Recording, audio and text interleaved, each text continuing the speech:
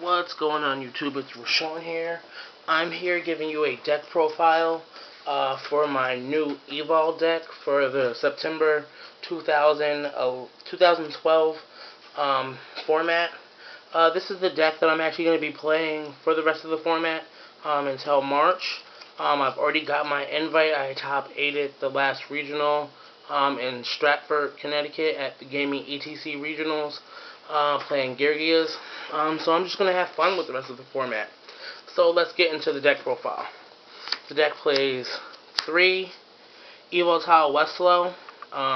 He's going to be part of the heart and soul of the deck. 1900 defense, 700 attack, flip effect, special summon 1 Evol from your deck.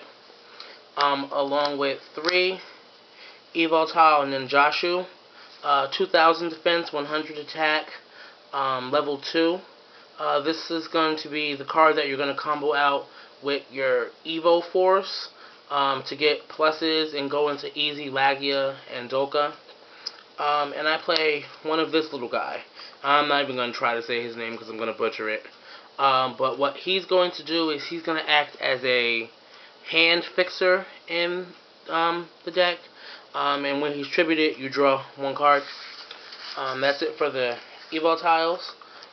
For the Evosaurs, it plays 2 Evosaur Diplo, 2 Evosaur Volcanoes, and 3 Evosaur Ceratos. I'm playing 3 of the Ceratos just because it is a 1900. Goes up to a 2100 when it's special summoned by the effect of an Evol tile. And then you get to search. But more importantly, he crashes with Thunder King. This is a Thunder King format, and he just crashes with Thunder King. So that's why we're playing 3 of him over 2.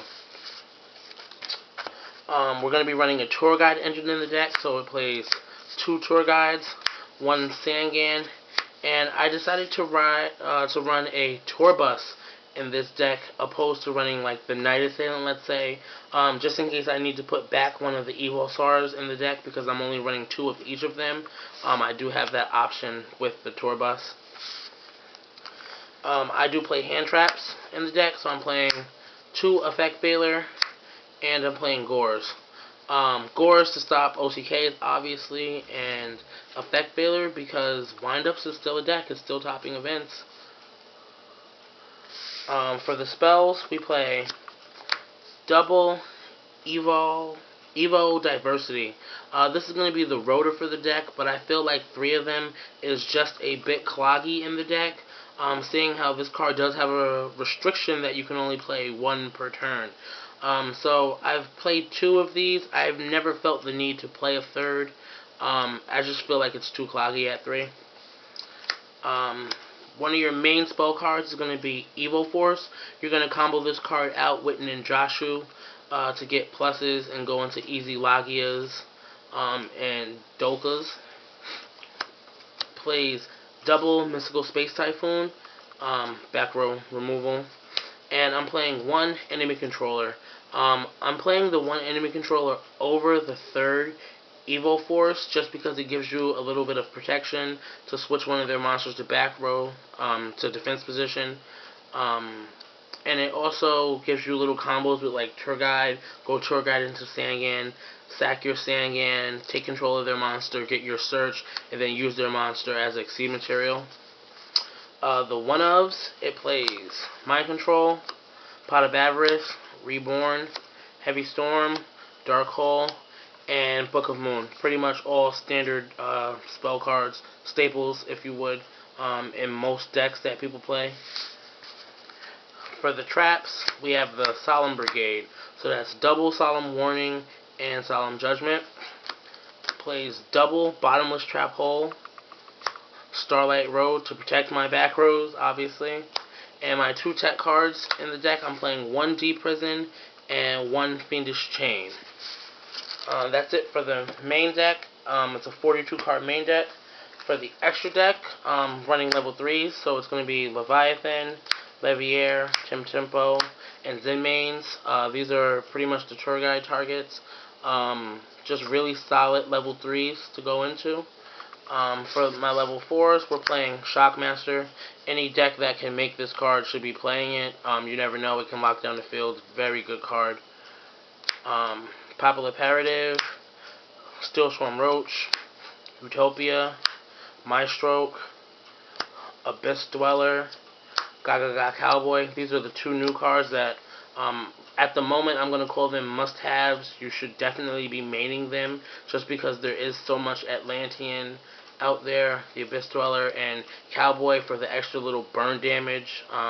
And he can take down 2,900 monsters, and he can crash with 3,000s. So, he's an awesome card. Great card. Definitely a staple card.